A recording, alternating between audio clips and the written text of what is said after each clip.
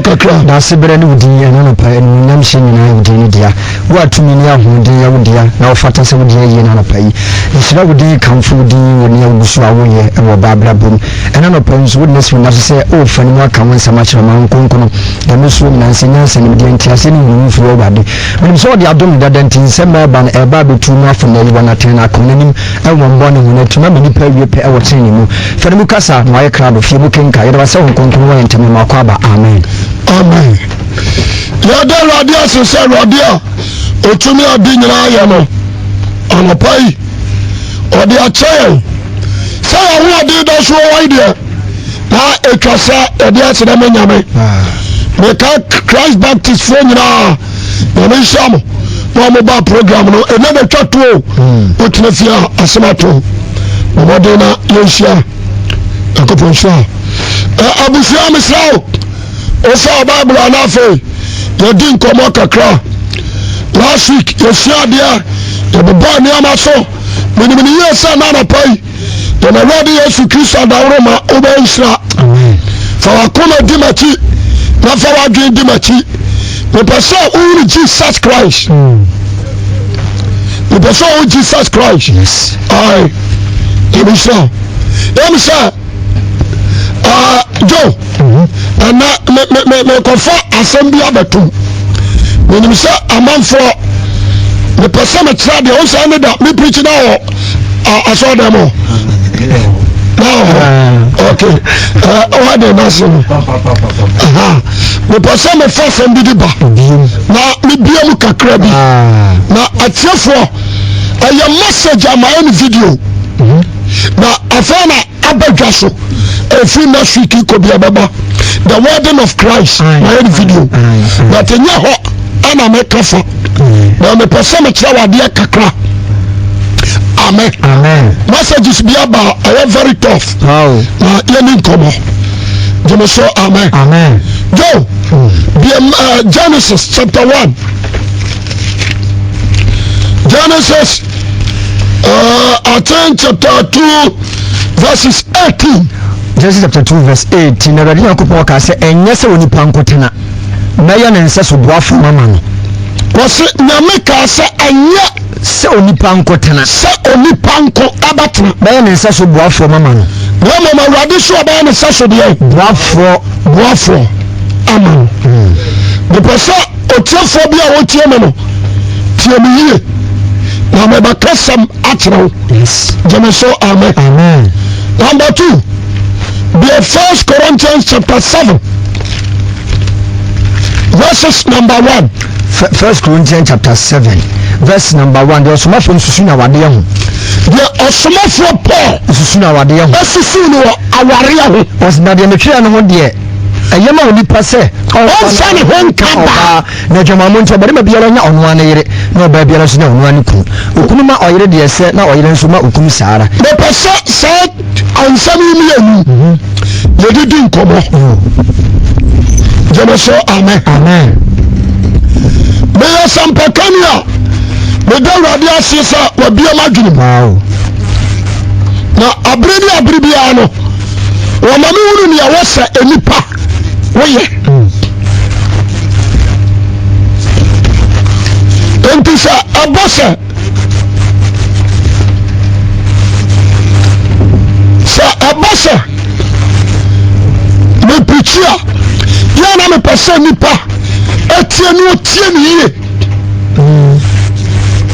what you say ansana obaji atuma waji atum men pese me kan nyame asam na ko ba sa wan ti ase jeme so amen Bible say nyame ka se enya se oni pankotena se ni panko abatena na ne se so boafo mama no na awurade so oba ne se so dia bai boafo aman what you say awurade so oba ne se so boafo aman ana Paul onso oba kasam bi se ye osusu na ware ho no ye osusu wo ne se ayema ni percent konfa ayema obi paso anfa no nko ba ajama nto bari ma bia no no ajama monti bari ma bia no ono ankasa na ba bia nya me da se amen amen the person tie for tie me ye abodi amfiti asie mu no yes na me tete from the tie Adam woye na mfempa bia baako Adam ni if ama if abaye Adam seso boafo obi ansa no nso obi a wutia me bia asa asema America no nso na Adam atra tro mo so many years ko say Adam ya bone amen na madisia mu no efiri Adam ne bone na woyo no ati no wama ba ya nyina no aya Adam bone ho anto asofo jama so amen wama ba Adam ati no your first Adam and second Adam jama so amen sorry abaya tiefo betie ni ye be attend Romans first Adam second Adam 1 Corinthians 15:45 1 Corinthians 15:45 obiantie salam so na watwe se Adam nipa odi kan be ye okrati asefo okrati asede fo okrati asefo na Adam nipa odi akire be ye ahohoma omankwa obiantie bi Adam odi akire be ye ahohoma omankwa Adam odi kan no ayo okrati asefo Adam odi akire be ye ahohoma ani Adam a otoso sai mienu omankwa obeye ahohoma omankwa to so kan o se obeye ahohoma omankwa na nya ahohoma de ne de edi kai anya ahohoma de ne na di kai ba he demom okra de no ansa na ahohoma de leba to so onipa odi kan fi fom je fom ni onipa odi kan no aye fra no Adam no fom je fom ni o ye fom ni na onipa otoso ni ni fi soro na de otoso ni no ofri soro se de fom ni tie no se so fom fo tie se wo ma free from atia no se su ni tie no se de osoro ni ne tie osoro fo so tie se de osoro fo tie no to so wo se na se de ye share fom fo ni suba no ti asam ni o wo ma ba de odi kan na chi no wo mu nyina ba share ni subai sense ya be share osoro fo ni suba no se de ya ni ya ba de otoso mi edu na chi no aba share osoro fo subai no ensi verse 50 wasi na mbia no reka no ho na moja intumi inya nyankopo anyinie na de pro so tumi enye de empro hwemereka mo yintasem yenyale na we nyina besa ta intamso mpofu jutruban medase obiantie sa asem o me say your first Adam and second Adam jama so amen sasam o wan tiasia Bible no jai kai jai jama so amen me pese obi a wotie me no wontie na nkona sumuye na aboa ama ntiache boni a ekoso Ghana ha watwo ho afre ho amen Adam odi kan no number 1 obaya boni what you say yes ya ba domeno domeno Adam odi kan no domeno ya ba domeno and a friend Adam abasi the birth of Christ Yesu Christ na won a free Adam redeem abasi one 4,000 years 4,000 what yes obiya ni na sum amen fine that 4,000 years no wama ba Adam chini nyina no sense leader no ntinintino wama ba na chini nyina nya trenefo so ntene jama so amen enten wo say Adam o free from no wo say wama di na chini tie no yes amba what you say na omo ahye no omo de say Adam ni suban ahye satade kikura ni su Shannon so Adam odi kan ya boni leader woni na nipa mu odi kan ya boni di kan fo what do you say bone di kanfo enti woma ba na chinyina obehua the patron ti ase o fine enti yanhwe the second man outside Adam Cain what you second adi kumunua so poaso what do you say fine nyina achi no bone prefer yantino na bia me ka be say Lamak aba ware mianu a anya train na ko so aya Adam bone no ora dia ba otoaso wa hye no tisa hye suba na ba jaje kwasam enti say no time enipa na wo wiase nyina ya deboyefo a aya Adam no di kan suban ana woyim ne wum ta ana wo mu follow kwasam what do you say and the free Genesis ebe si Malachi me ngrupu obi so atene according to my dictionary no okay the entire me ngrupu obi so atene no Matthew chapter 11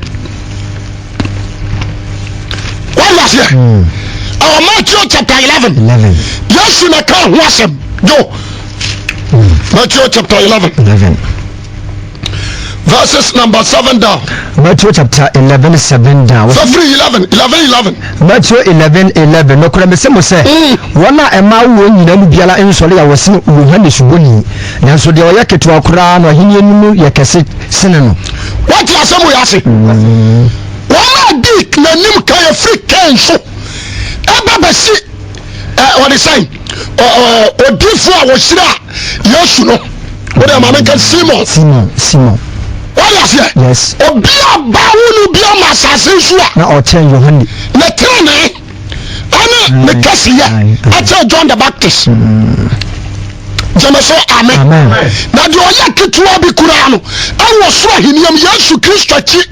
Obi obeje Yesu adi na oya ketuwa no. Aso cha John the Baptist. Dubi antono. Yesu achi so. Musanso shi. Me pese atiefo no obi antie na etobiri bi aho enani patum futuro gu nipa ni jamaso amen enti se Abraham asa Hagar adika Sarah ho a esanse waya Adam odi kan no bonu ntu aso ntino etwa so woye sa na wo se ba because leader no ya o mu hwe na hia no aya de boyani yes amen me ba cho ja se fine so Solomon aba ware ma 1000 no dani korinsania otwaso aya Adam na odi kan no bonu no aya de otwaso enti Adam achiba ebe si John the Baptist so no anya tre ni tio na mo ya bonu ria ban anto aso amen me person na me tira mo tiraw enti sofu bi ya ana Abraham what is say ya can say Solomon as David forget about them woman you are sinners David and Paul about John of 1 Corinthians I think Romans chapter 3 verse 23 Romans 3:23 what can I say Romans chapter 3 verse 23 ya won and ya won yen ba ana bibire kai Bible ya won we all in aya won and ya won yen I know ya why yeah and ya won we all in difference won ya won and ya won yen and taking our sister Romans chapter 3 verse 23 was if we say one nyina ya bone one kasa yen was if we say one nyina e free Adam so one nyina be si John the Baptist so ya sinners one nyina Jemaso amen and to say David afa 100 and just me ya Kristo ni no menso men fa 100 ndisa me pesa ana ye group side ya wa mienu na de nyirim Jemaso amen Adam odi ka ya diboyami the chili by your basi 4,000 years and some yabanya Adam or Tosso say Bionu Adam or Tosso Mionu Yatrenini and to we say that chili function now at the end that's all. And the righteous starting from Christ. Good. One only had to make us for training years to Christo. Oh. What is it? One of us has seen Super Barbara and feel the assembly and Sassuania Bonnet. Living without sin. Jamaso, amen. Amen. Well, you had them all to see me. On also what you do for. Jamaso, amen. And this is Solomon. I worry my Pemua. I'm a track to send it to me because you have been called worry my Christian before the man Makwai. Why is it? A powder gamuno and some baby wamua. Oh, who papa. Sure, Madam Joa dear. Absalom. I found a papa and panafo. Absalom. Yes. I found a papa and panafo. I have born to us. Yes. Noah, no, Becani. Why is it? Yes. Why we sabroy? I have born to us. Good. Jamaso, amen. Solomon, when we say Kodum Pampaswa, or Hilimia, what does a jassy? I have born to us. Jamaso, amen. What is it? Not something go to for Hanuamuka Brunia mine. I have born to us. The Batarajas, yes. And you know, says that for the Baba Sumbo smoke. Born to us. I have born to us. My Batarajas, and the young Adam or Tossum, you know, Yana Chediform, Yan Titan, Yan Tibone. Amen. Amen. And the young son, we are continuing righteous. Jamaso, amen. Amen. The Batarajas, and the Sadia, a family in Itiano, and yes, I'm a soon in India. The Pasana, the Casamich, Obiani Nasum, but it's also more about them. When Yamana upon that dam, one of the Adam, Jamaso, amen. Yabaru Israel. Son Yamano. Now, according to the Bible, man, you say, Jamaso, amen. Obibabu says something, Yamawari, Nimuna Unim. Oname, Wawari Nipa, Namu Wari Nation, or mine. Oname Wari Nipa, Namu Wari, or mine. And to the nation Israel, no, Nanko Poire. But there is so many nations. Yes. There is so many nations. Jamaso, amen. Amen. You are married for. I'm married for. You are Gagasi for. You are Hiri for. You are Paris for. You are Muslim for. What does it? Yes. I'm your Gagasi. Tell somebody you are Libyans. Yes. For so many nations, but they rather pick one nation. Good. And we're worrying. That is Israel. Job your quotation can come on. Isaiah chapter 54 verse 4. Verse 4. See, and so when you what can say Israel and so do you? And so trust in when you kusa. And so trust no one you kusa. Now remember from about Bremo you. O maba wa Bremo ni wo wi be fi. No kura ya hora no len ka bio. O kura ya hora won ka bio. No kunu no wo yofo. O kunu no wo yofo. Afurade ni din. Jemeso amen. Amen. O kunu no ana wo yofo wo. Na safo Awurade ne de frɛ no. Good. Enti mura Israel fo bo adwaman. So Israel for Ekosuma Bosuma, when Yamisuma Bogaman. Oh, and Tiamanyami Kinukuru. Papa Jamaso, amen. Amen. What call one Yamafo? Papa Jaragas, Mamma read the Babica, Crab Infantry, Ghana for Jeremiah. Jeremiah chapter 3, verse 1. Verse 1. Jeremiah chapter 3 verse 1 was says Obarima bi kona yere me so free nche koyo Obarima foforo dia. Obia mi na sum no die. So Obarima bi kona yere. Jeremiah ho. Mama fam free Hosea. Okay. Mama fam free ona Ghana for ntiase. Okay. Jamaso amen. Hosea chapter 1. Hosea empa urade che o urade. Ho yiri mobo. Wa fum kura fa chen. Wa what you say ana urade ka tire Hosea say waware o se da bi wo se ko na kwa yo ba dwamanfo ho ade na ware na me nyina dwama mo nso mfiri no so na mo hu se de akomate ete Jemaso amen. Hosea 1 what you say? Hosea chapter 1 verse kenkai Hosea 1 bana wo kodo oba dwamanfo bakan me pasa obi a wutie me no enti mura Hosea awurade ka tira no no oba 1 for free 1 Hosea chapter 3 verse 1 no was na bada semba meche kobio no kodo oba adamfo nanso wo ware saifo se awurade do Israel ma na won de woda ne ko anya me foforo nchen no sa okay wo se ko ware oba adwamanfo na me no wo adwaman ma what you say ani no wo adwaman ma Hosea eko ware oba adwamanfo se de awurade asemtie wani no wo adwaman ma oguso a ware no no Hosea ya sofo odifo wakoka sampa no a Jemaso amen na atutu mama nso na yere na eda afro no na komete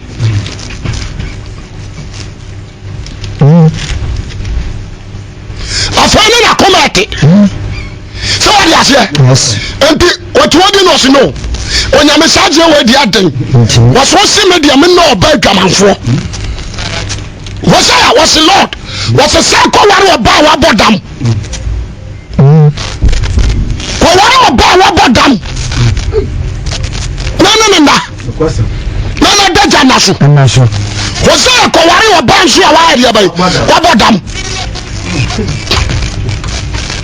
so what is so ko free nche ko ba foforo de ba sa ba nche di wan ti asem ni awurade ba so tire Jeremiah say waja Israel aware ori ase wa de ni do di agro wa kofa ba ma foforo aware amen wa kofa ba ma foforo aware aware enti waja na tire die anya se nyame yakoma bete enti Jeremiah ba mpaya no wa se Jeremiah so bara ma bi ja ne yire no ko bare ma foforo dia sa oba na o ja no no wakoya bare ma foforo dia sa ba nche bi wana bibu sa Jeremiah sa oba na oba sa ba nche bi to mi fi ne be kan asase no ana obu sa ni se osaba efi ba kan asase no na wo de no da fo pia bo adwama de ori na o ka se Jeremiah Israel ani na dofo pia bo adwaman nsa ne bra me nchen na so na nka me hwese o de chopa beba awurade asem ko asaba me nchen na ka me de ya chene awurade asem na so awurade asem woni so kire nkokọ pataa so ori na o ka tire Jeremiah se hwe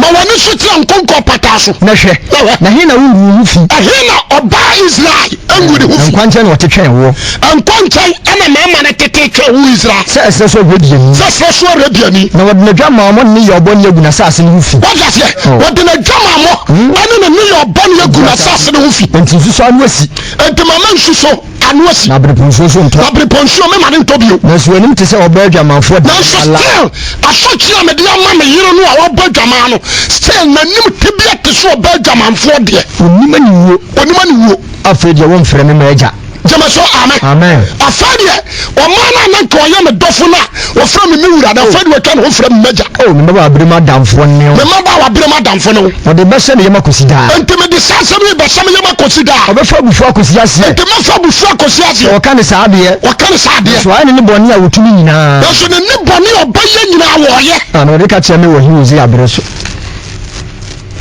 what you say yes jump ko na chi anto so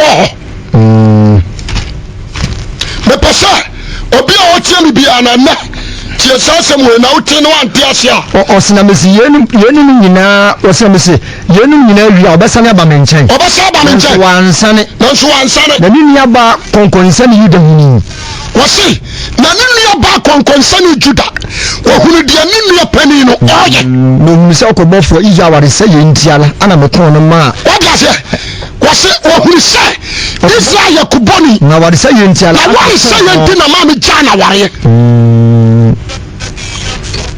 baba tawa dia se to aso ho kan na adwamama wa mu hwi ni nti wose adwamama Israel amun hwinti no agu asase no fi no de abo ne bia to awade wode abo enua ana wode to aware na yenu nyina mu mpo na wanu nyina mu mpo ya ba konkonsa ni da amfa na koma nyina ansa ne ama menchen konkonsa ne Juda no so a obetima no asem no akoka kire Israel no wamfa na koma ama menchen obedada me ono so bedada ya semni wari ase ono so ba ya bai bedada me awurade asemni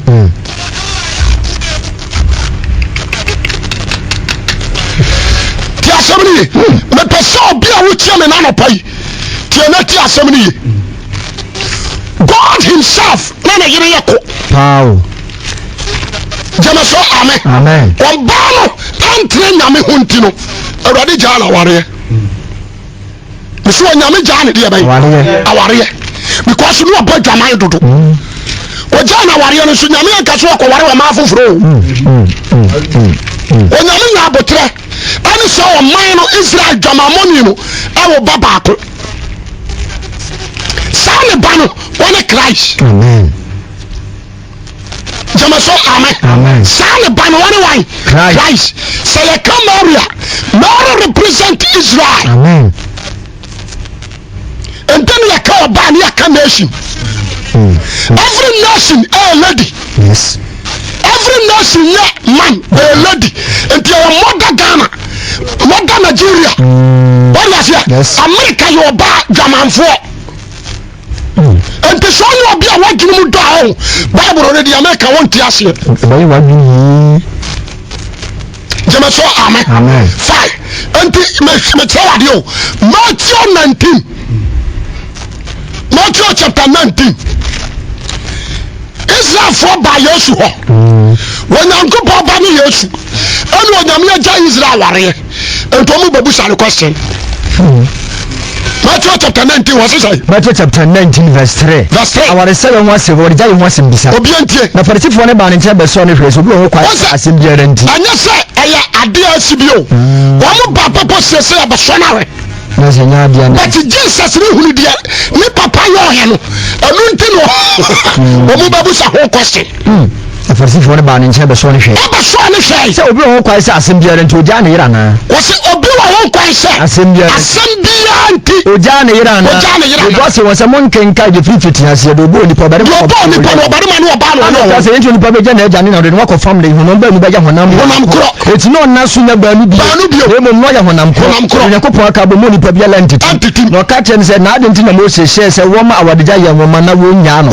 no se won se makoma di nti na mo se ma mo kwan se mu nya fifiti ase na nkente sa nti na mo se nya dwuma mo nti na obi ja na yira no wale fofra no asa ya wade na do wale de go ja no wow say Jesus nso ba ka de to ne papa de no so papa wo se nya dwuma mo nti jamamo jaman eno nyame yire no nso wo ba dwaman jama so amen wo yi na daja so good ama ba ma foforo ne dai ankonko so no tetwe na dofo what you say amana ma atwa no se nyina huru na dajam programman amen enti asam no falasi for enti mi antoa so bio me person da me katro enti Christian so trasia no no so no me so e kasa me ware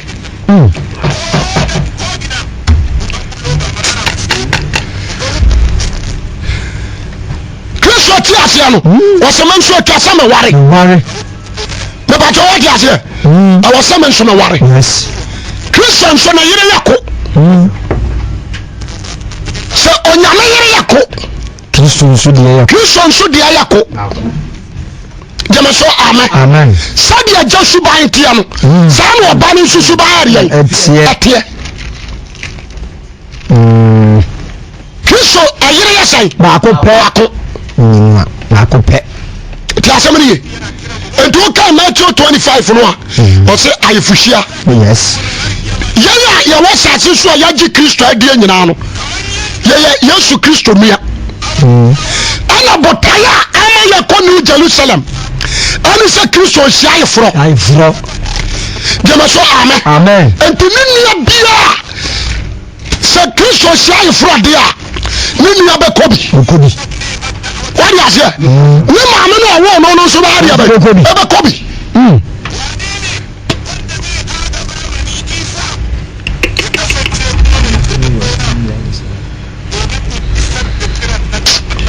ti asamni yo me pese obi a o tiam ntiam yi obi a kobi wa kobi no wa wo ye Kristo Yesu mia o kobi ana Yesu Kristo ne maame no anso kobi Israel yes shanon so ko ya ko nyina ne ya ko for your brother no ai fushia okay jama so amen obi baka se nti Yesu wo yere answer is true Jesus wo yere jama so amen me yere ne nasafo Jesus na yere ni Christianity Christianity is a nation papa jama so amen be a disam Revelation na wonya ha Revelation chapter 19 verse 6 verse 6 osina meteni bi se ngofuko kase ne yeso bebere ni apra na emu yede hallelujah hallelujah efise awade nyankopon ade nya so tumfo ne di hene wose efise awade nyankopon ade nya so tumfo di hene wade hene mo na ninye na ye nya urusi na ye se na ni monya se ma efise du efise ogoma no efise na du obi enti ahayi efrise adwama efise ogoma na efise na hadi aba duru na ne yere asiesie de ho na ne yere asiesie no odi nyina pra wotie fita man se omfira obi antie me ne yere no wasiesie no correct na antoma wodi asiesie no ho no aya nyira pa fita na nyira pa na motefo tenene ana sa nyira pa no aya hotefo tenene no ka tembe se twere nsia no wona wahia wona dwama yifo na se jama so amen nsia no wona wahia won ogoma na yifuhia no wona hadi aba wasie bie wasie bie no ka tembe so nyankopon asem ye no kure nsia no wo mo a ayefro hia no Yesu Kristo ayefro wo hia no wasie bie owi no sekre na sem na make na ye no kure what you say Antichrist na yere ani asafo no do honesi Christ na yere ni asafo no do Ephesians me baka sam kituwa bi wode aware toto church ho Ephesians chapter 5 verse 25 kinkai wasi ekumumo no mo yere nam se de Kristo so do na asafo what you say wasi ekunu mo no mo yere no dono se de Kristo so do na Kristo so yere ni asafo nti odo asafo no na wo man wode ne ho ama dono yes what you say me pesa obi a wotie me na tie ne ye so obi ba tell radio so wasi ware mienu a masa ye tetenene na de want ya se de ye tetenene pasempa every proper Christian you have followed the righteous steps yes what you say anya dandada ne bone ne yedi akire me kan okura akire wo ma he se Yesu Kristo wuye no se wan kwasam ado an kwaka sampa nkire wo ma wo ho a nka no wanya nkwa nka Abraham kura wonya jeme so amen nka David onya nkwa nka Solomon onya nkwa me bacha wadi azie kwasam Jesus kwasam ado akoka sampa kire wo na tete no na nsuyire no abefa wo no sana nkwade ye wo mo dan sana nkwade abaye wo mo dia oda we say me pasa me kan kura kire wo ento ba tesiase Abraham obuni gidie trene ma no gidie na no wo but no anya righteous ai wose Noah anya nyame ani adom wadi ase na tete humobro bi ne hu no na won tere jema so amen me pese ana wo tin sam na se ne de wati ase enti so be ba jiro kase ena nyame se ware mienu a masa amon ko sasam lautrim if until Bible na se yes follow the steps of second Adam good Christ Jesus that is Jesus Christ nti ase chacha wabi Jamaso, amen. Amen. We have followed the steps of Jesus Christ. Amen. The person who tell me, I'm serious. Now, at the bonnie bow. Now, so when you bra, but home pie, you have to say the direction to destroy that things. Okay. And they were then up your imagine. But the boss says 6 months, and I boss set this research. The person got a 14 years. Be churching maybe cry. A free Adam that dinosaur bano. Woman in our body flow. Pa, and yeah. Jamaso, amen. Amen. Job, guess what? Odimu, what's wrong, Uncle Paul? We in who free bonnie now. What do you say? Yes. I done Uncle Paradise. Well, I done a job Uncle Paradise. What you say? And we are not Coco Heaven. So that I'm not Paradise, no, I was Coco Heaven. Good. And I'm a boy. But what Coco Bonnet for who was Samado? Daniel Coco Bonnet for who was Samado. Jamaso, amen. And to Jesus, and we are not quite Samado. Echo Kanya, me a Samoa. Woman, Jidu, and I'm sorry and swing Yanka. Woman, you have a paradise. That's our no problem. What by Yankin kind? Be a Peter woman. First Peter. Cousin, man, I would want to be GSC. The First Peter, chapter 3. We are chapter 4. First Peter chapter 3 verse 19. Verse 19. Was it a numerous no coca as a partner home or welfare? Obiantiabi. Yes, you Christo coca sempa. That's how home or welfare. Home no welfare. It's no yas for this. As a nipple, why a spirit. Okay. And to Jesus pass for coca sempa hono. Want to me for body wenko. Into a 10-year spirit said you by your betting your coca sempa woman so welfare. It's no yas for them. It's no yas for them for. No, you could probably say 10 years. Brown, I'm about to church. No one now know the other. No one know the other can. Muna crab, but I will see by watching me banana. 4:6. 4:6. Now you know coca and patch of France. Amen. Jesus Christ, Koasama, coca and patch one to Bram. You're born at 10 cents per hour. Sadia Baya Tamudo, born at 10 cents per hour. I said, when you go to and this Bible not down. I was so not breath. And you said talk to me soon to no. You have to sit down and think about the Bible. Sintima no akokeka. I don't know what is what you do. Some pastor some way. Many peka. Many pastor dear Jimmy.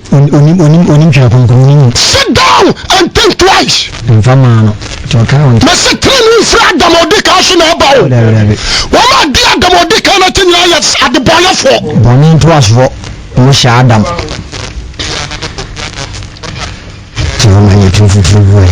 Jamaso, amen. The person I can't correct now. The person that make a new change. Mamma Sanka and Binjo. Mamma Fawe Matum. When say Israel cry time. I saw for dear by my living qua. And a Shayon to my down mono. San to my down mono. Now you live from Kwan with them. Woman and I Juma. Apart from Lewis, the whole 11 tribes now can Obi and Komubi. And the Akanya Mia Juma, woman and cow. What is here? And the Omia Juma Nancy. And that person will be and run to Madame Obi a coffee. What is here? And a kiss for your soon sweaty, Metrama dear. And to Madame was Shamusa read. At Ressa, I was so beer who let you. But what is here? Say Yano. Obia Baba Yeshua Dibiano. Christo Jumano Cow, when you put Kobe and Dasha once. What is here? And the young voice and Papa Consasa, Uncle Juma, Corner to Nico, Corner to me. Amen. Jesus send us. Good. Christ Jesus. What's the said your major Sumano? Son of Mensomaya, until we are continuing the Acts apostles. Christianity, I said the 10th of Acts. Good. As my phone, 10th as and to a Baba Yeshua Dino, also your money. Good. What is it? A German also can who you be. That's all. also Israel na ye liwi nko a apamada ka ni ko ba bi na se God fo ko so mu anyame be ku o nka ho me pese obi a wo tie me bi ati asem ni ye etobiri bi a ho a wo se ye trase na ye toto nyama na ye check Bible ni ye amfa nwoma ni muhia de ana na bibiri mistake no amfa nwoma ni nkototo Bible ho ana ni mistake no wala se me say nyame na wo bo Adam no what last sete ya ba pa yire ko ana ware fa wa ma Adam yire ko jama so amen Adam boni ya chi no wa ma ba Adam a won to so nyina ba to abone so wala se wa ma ba Adam a chi nyina o edemenya no nwa se na akodidion ne yire no bebre wa wupi wala se on tene wa wo makoma 71 on tene o to abone so wala se yes wo be yatemufo eno ntra so otene na confuse bi ni jama so amen obi sai so on tene kan diri baba aburu o ho sere ko sasam ina ba mu that's your problem o ba kuro no fiti ase a e wo Genesis president na mi su ni wale eyi wala se adomwa ya tamu ya wano ma wonti bi ko fa Elijah ne Moses nu adom nkuaba dom no ama toto ho because Yesu katra falasifo ne say wama won efra body mfiti ase yes wama ma won na cheso yi Adam afrim wo yi Eve nso ayda afrim okay wasi wona na ma Adam achi ba no ma won obi an sori asase so waso asene John the Baptist jama so amen Samuel Elia Elijah Moses yo hwani obi anto John ba di fuju no di wo ma di fuju ma no mu bu fa so nyina no obi anto John what you say and was say oso ahini yi mu no is talking about the Christendom good Christianity mono dia na wabege Yesu dia God spirit abalo so ne no was so John the Baptist you saw we the list do ya kete kura wo mu no the list and this semete ho na me bompa hwehwe Elijah doma o say nya sense okay jama so amen semete ho na me bompa say urade for Elijah Jeremiah dom fadome urade fadome Jeremiah dom you are going too far nasa wo ko wachi enkuaba dum mu na anen enkuaba no furu ma suru ko ya ufa wala se o bompa ya kasa urade aduma wo dum Peter no yes wala se aduma wo dum Paul no there is no need to jump because there were time now was such a Lucifer no and can for no so some can so be kasa eh ramame kan tre entrao Adam Bonnet no Lucifer na better lead when the be wiase for control wiase enfiem pem 9 4,000 years into Jesus kura ba no Lucifer ba na nkyɛn ɔka na somafo no sɛ wiase sudifo no ɔba me hɔ bia ni me hɔ wiase sudifo ɔba me hɔ nanso no hwi ni me hɔ enti Yesu wusɔre akyi no ɛne onyame gye tumi no firi Lucifer hɔ wɔde ma Christ ɛna Kristo noa bia na no kaa sɛ wɔde wɔ soro ni asase ase tumi nyinaa wɔde ama me jama so kasa amen nti afai me mam kwan monko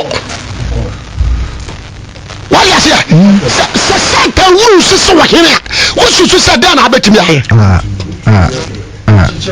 adum pampanso a wo se Kristofo ni ba ye ho anko ware me yanu so le Kristo ni dia don't hear false teachings useless and dirty teachings don't listen to them could I say we nyasa benu very senseless we do my bia pasio bia kokura dan tim no okekan sem out of sense yes I know so sit down and sense it asuma me kai ha obia wo te Ghana study the word bia na juda meme dia me se bia Bible no bia na juda bia akra so ya wa Adam odi kan ono na bone se frase se ne so what you say ani ya wa Adam otoso sai bienu ono na tene na se no so Adam odi kan no eyi owuo owuo na Adam odi kan no so na bae ana nkwanso na Adam otoso bienu so bae bone na Adam odi kan so bae tene na nso na Adam otoso bienu bae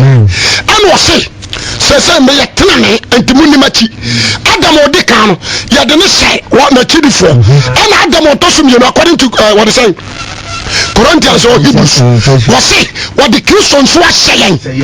Wow. What is it? Was what the Christians saying? Saturday. Until we have followed the steps of Christ. Jesus and Susie, Muntiam, my German Shaswasam to Manamonia, Wankasam Konanti Adam Dagano Bond you. And do part young Tracy, my young compare Bible. What is it? Young compare. You have to sit down and sense it. When you are at this, what are you when you're Christian? One can Christopher. What are you nine over Cobun Samjim? Somebody and the poor said, so be your back Christian, why your body at you? And you're my dad and I die. You are some walker. What can some of my dad and I tell you? And you are some of the poor person. What is it? Adam Dadani Suban Bonano. I had the other. And this one the Christo Mudia, Yawadam or Tosumi and Suban. And the power of a kind of Philippians 2:5 was a moment Guinea would Christo used to Timono and Tramudiamubi. One of one young couple to be a man who are moving for so dear one young couple or turn a home point for Quatimiato Rosso. Danny Pan Session. Now, said you are not your who send it back, no so do I know. What you say? A branch with some in our pay. What they say? Yes, I called you a crack. Was someone wearing so him. And the Bible said him, dear me, man, lack of the sons of put him the until and him shuffle. You are trying to poison Ghanaians. Said your buyer nipper didn't cost you so much. But come quite this number to know. You will never be on one pageant sacra. So I say, do a person cost you some more? Not 23, what one bonus. The graduate teaching is hiding. And you are probably one. Jamaso, amen. Message you be o paake na mo nkotrase na mo fa Bible ntoto ho dia wo se be boa no fra me katra me amagi atom until assembly na ma katra na ma ko to Bible Jamaso, amen. Be very careful, papa. We are so we are do we are see a real idea by do one say about that down one say I'm a fraudulent assemblies of God in here with me also a court say obeying to so do we come one trust more research and she set us and antisa the hotel is a come no dietly obey say who kwasore kwa nto correction na no so 23.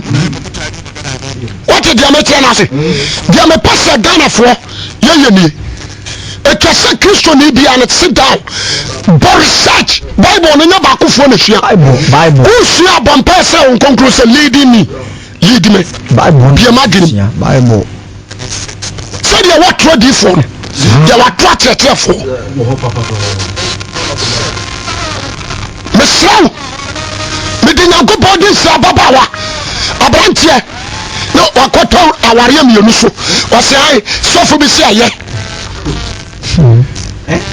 what you say sofo bi sia ye ana aware mi enu no e ma na aka no ha na anware no you are complete fool wona bonu wona ba makura yi ni free mfe ma na aka wana nware so aka ni sa what you say me se me won wo ka sem bi ana me ho you can insult me upa didi matem so me nante dia wo kana sia didi matem ma bo research asa me bo research na no dia ne ya pa ma ba ba jiatu ma sa me bo research na mo sa dia wo kana o boa dia ma sa wan hwa dia ma ya wo didi atem go bia fa ho wala sia ta so me abrantia wo tia me na no pai Paul chetre no obi kase na smafo no ha na hunso ware mi na hanso na hunso ware ko Bible say na Peter wo yere an kase na Peter wo yere no wari ase Paul nkan ba bia say ware 2 3 I am remember I'm follow the steps of Christ Jesus na yere yako yes Christ yere ya dia ba ko any Christianity that's good Jameso amen. Amen. And God himself also yako but ojana ware. Israel. And Israel. Because na gama monti no ma nyame twenu nkuru. Na ware. Oya se abadwuma bia wotie me ne. Me pese ene wadwuma yo fine. Wow. Entian kwasi asem. Na dia wa to ne na Ghana. No wa ne ni die. Tuwane na Ghana so aware be ses na amane nyina bia wo na e ma ses no obi awo na 9 times 6 say ana nkwala de nyina anso asifo wo mu nyina ko school na wutua school fees ya me kam tro say ade anche amra no wa shakonfo wo bupun adidi sa ensimu wala se me say ade anche na yamra no wa shakonfo no nti woni ba no ho a opesu oku but indirect no on kan tro se me nyawa meku no am wrong doctrine sanse mboni na poison pa tiwabuku ko ya se me dia me se enya won kan kora se mo let it basis the fact je mena bia mapa o bible Jameso amen asoma amen kan me se che na bo na trase na check me ma kwai na wade ma ho kwan no ware say na say na Abraham na Joseph na hwahwani na ma che o say ya Adam twaso ya Adam born twaso what Adam dada ni shewon what you say amen abuchafo ma mentre wade kakra bi na Yesu aba anada doso said the different to for buono so anya Ghana ha enka minim se nipa yamane wenchene Ghana ha nipa bi din kuto nipa na ono mamfo din kuto no ono so yare dadam kuto no onyi bi da onyo ono mamfo win kuto no ono so bubugu dam oda kuto no onyi bi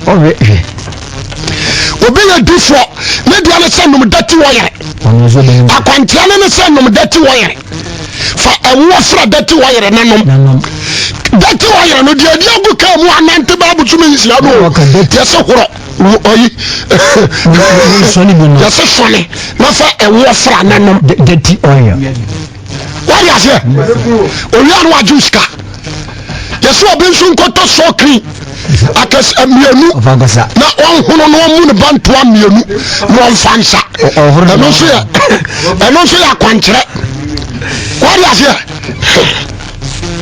on so ya beku mesi opesu oku na but indirect o ya wade a wo ya no wu jaze gagran abo owu jin wari ase aba kakro ba kase fasi di so wani so obi su be ya ko be ya fere nani obaka cho so unya acid na de so wani so a bibia ba ekni kuma se gas ha na di fo bi hwe ho so bo what ya say awra wo se say ga bi wo ko school osua dia se dia na to na ni o so dia na to na ni o pedi na ni board no so na ni prushu nani ya o ko wa so nyame amana contraction fa ID milk enguna ni so eno dia ID milk na guna ni so amakola na ni tuntum ni nyina pepa o za ID milk no mo de birichi o anos papa tabe pa na ni so na ni tuntum ni nyina pepa se wa blinded dia ni ntimi ko school bio anu wajane wala se onu adu se dia wo ya no boa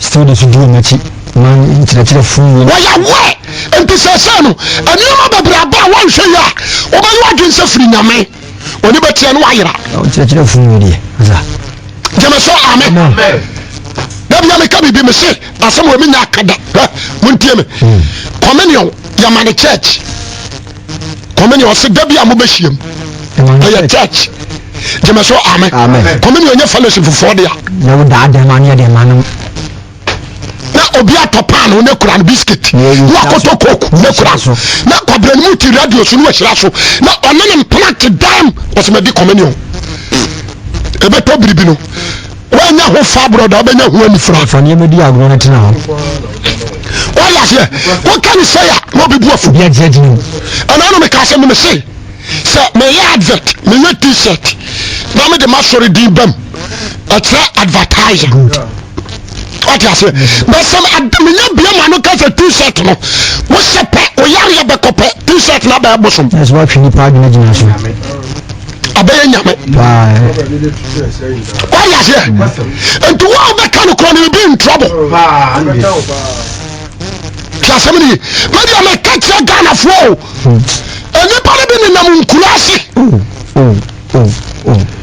hwede obi ye oba na wasesa o kekese na walodu buo na de agum obedu anu ahwe agu ho na otutu oyere agu buo no so oya sori wi awase ba ko 1 million buo no betam na to ba wo tamfu Goliath bi a wo hawo we ye David buo o de wa set things oye ni dun ko awon oya ni mem ko nko so de nam jemeso amen ana nkwasiafo bi wonim so obi so akoto buo ni bi ana odi ase de sumi yase ana ni tiri da so emi awutini tumi emi awuti du ana gaba ko ba na de ekura no sofo ebu emi to ye ma ya hwema na se fa ko okuru mfantoa don di na na ngurabo enya dab oya se akawura wo se ni pari comatedis oko Assemblies of God say ya ba for dia se 2 million on sorry but ya so ma to bo ebu o anya te pensio kunku ebu ba ko 2 million awon fanya hwe wọ́n ti ase buo nkwa ni buo ni nana ye enya di yase ba to a ye de bo Goliath masa mama yemi ni oya se ayam no was still Ghana front that should jiminu dos azampa na woto kati ni wa ko school ya wa bo degree ya dada wa university ni na kwasampani bi ya dada so bonde na go bangi fu bi ya yes oya se obi ti Germany mo bi afi ha tasa mi sha na me sere bi anka ti no kan mo de pepensu ano sa no anka ti bi amfo ni bi ni ali bi di dem oya se handkerchief no se wo kwa no ye ngo bai phone ti me ma ho wo sere woni mi di oya hanki na wo koto he no ni kura woni mo ekura no oh masa yes but Jesus kura bon sama nsuro no na Jesus yo wo ko no wo personal wo sere so na hanki no kura do obawe tama no num oru ya watu wao kioni je wadi wao o de ma yanyimi usawati na nsia nyansa wa ko deeper life hwentia wanya deeper life na sori a wona na nkwasiafo wo mo woto hanki woto bandas ebi dansa bi da kom ebi saw kam jimi so hwense sa wana o ba plekalas we na black food san to bi o tan wi an change no na you against bandas ebe to ka na gira o oh my god that's how many adaba ko me pasa Ghana fo hunu no awiya ya bram ne wei hwese difo bi ne nkwada nkwala ne ware a o mo yere no me giso ne nkwala o no yere dancer so dia no wajide ne panyina bona baso ba hwankwasi sema wodi woni na sofo yere no nyina ada kemasia amura wo ya sore ba ko de wa yere office okopa nanu obana da katrame okopa no na da wa ya se ni pensu ba katre o se baji wa yere nsiaso di amam se awiya ya bawo awiya ya mu ne wei be ya me katre mo Ghana from hweye on sakra mo age wa false doctrine and false prophet good I'm not against you men ka se jana bra ma sore but there was so many churches wɔn kyerɛkyerɛ nyame kwan no kurim wotumi wura mu bi aberante a wotia me hwɛ yie na wɔkra anyera ɛbɛyɛ wo sɛ wosom nyame nso na asom te gare na mɛsɛ nkyɛ yɛ 7,000 ɛbɛgye nsuman mɛmɛ kora me agiwi mɛka kyerɛ sɛ ɔmfa ne kwase asɛm sɛ ɛne dabi ne ɔkɔ birekum kɔ yere sɔfo baako gyee ne bosom ne kyɛ sɛ deɛ ɔka no wɔwɔ evidence deɛ ɔka no wɔwɔ evidence sɔfo baako wɔ kumase nkora nsa na wɔgye ne tumi nkora nsafoɔ afra me wɔkɔɔ no wɔhɛkyɛ na wɔde glasses akata n'anim nyinaa ɛfam n'anim nyinaa nti wɔba mo a maba wɔ nyinaa ne yɛpam mo awia na bɔ sɛ spirit no ɔno ana kɔ na ako na bae wɔsɛ sɔfo sɛ spirit no ɛdemande human first ne yɛde spams ɛna fiidi no sɛ wɔso ɔpɛ mogya ada sɛ ne yere anaa ne ba anaa sɔfoɔ no mu baako nti sɛ yɛ nyina yɛ adwane wana ne tɛ ɔne yɛnku no wayɛ sɛ wana bɛtɛ ɔne yɛnku no sɛ asɛm ne nti sɛ wote hɔ na sɛ yɛka kyerɛ wo a wɔyɛ bɛka sɛ kwasɛ wia kaw I'm serious. You are the child of God. When you are body, you are not power. And you have been fashion penisika.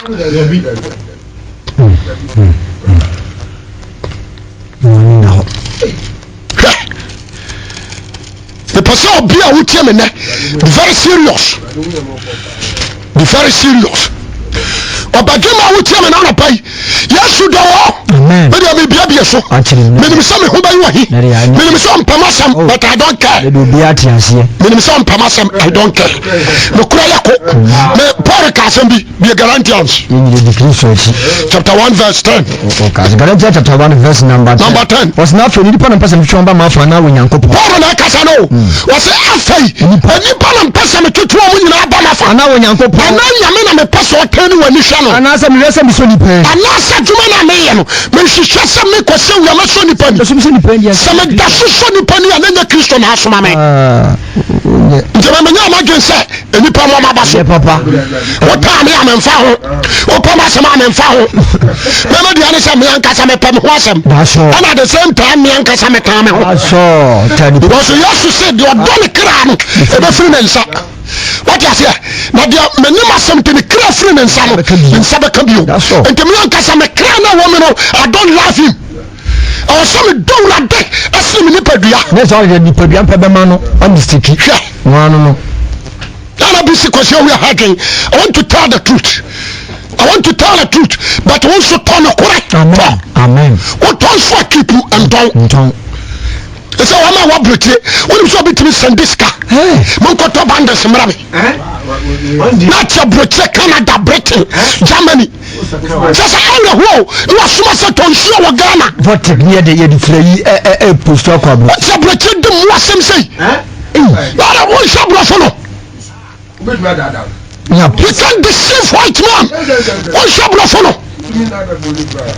Yes, officer, near Pastor handkerchief me. Master Judgment, what the Canada? You are doing Uncle Master, Mamma Casametro, be a righteous to God, be a faithful to God, and pray, Bompayo or Kukum, never say Raditio. Amen. Yaya Pesha Radito be our Amen. Radiasua do be our Amen.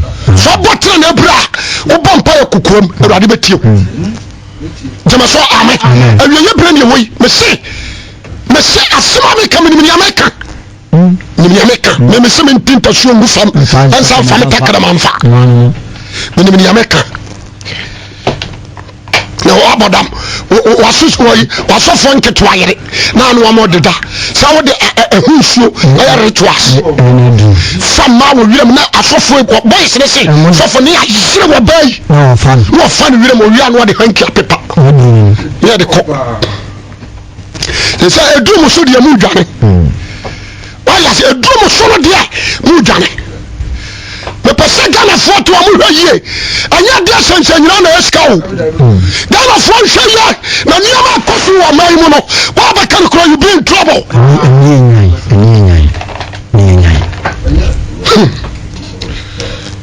Neman Faho, me say, deɛ bɛsi ahyia wie mɛmegyina hɔ yi wɔnoa me anoa wobɔ me dua ɛnyɛ ye na sa nka makome ati afa so madi kyinhyia saa mesɛ ne ne obi wa no mete wayaya yɛnyɛ yi mesɛ madi kyinhyia no aberanteɛ a wokyia me nanɔpa yi yesu bɔ yesu kristo ɔba hwɛ na sakra waden hwɛ na wohwɛ nyame hwɛ na paul ho akyi gya sa nkwasi asɛm no akyi ne die sit down and study the word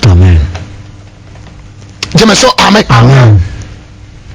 asɛm paa na meka kyerɛ ho menim sɛ nnasɛm a mɛka yi nnipa bebree bɛtie ne afa ɔbadwema mentaa ho mepɛ sɛ ɛnɛ wohunu sɛ we are follow the steps of Christ Jesus makwan wokenka bible no ɔso wɔde Adam dadaa no ahyɛ wɔma n'akyidifoɔ ɛne ɔde Kristo nso ahyɛ n'akyidifoɔ nti we are studied the steps of Christ memegyina hɔ yi wokenka Philippians chapter 1:27 a wɔsɛ ma Kristo tiri mu asɛm no ntena wo mu bi ma wabrabɔ mfata Kristo Yesu asɛmpa wabrabɔ mfata Kristo Yesu asɛmpa wabrabɔ mfata Yesu Kristo asɛmpa wobɛ Ephesians a wɔaka kyerɛ wo wɔsɛ yɛakyerɛkyerɛ Kristo mu nokorɛ sɛdeɛ teɛ ampasɛm atene ho asɛm na yɛhunu wɔ mu mu na moka ne fam abrabɔ dada no monyi nipa dada no nyɛ dɛ antɔ nkyene na monhyɛ Kristo maadwene ne yim susuyim wɔsɛ hyɛ Kristo awɔ wadwene ne onniyɛ mu aberanteɛ a wotie me mepa wo faw ɛnyɛ sɛ bia metaa wo ɛnyɛ sɛ bia mepɛ sɛ metu akɔnnɔdeɛ firi wo so o daa nkwa nti na metia mu mekasa kyerɛ Ghanafoɔ nyame wɔnhyira mo anyɛ mo kɛse nyame yɛadom a Monday yɛbɛsɛ hyia God bless you. Amen.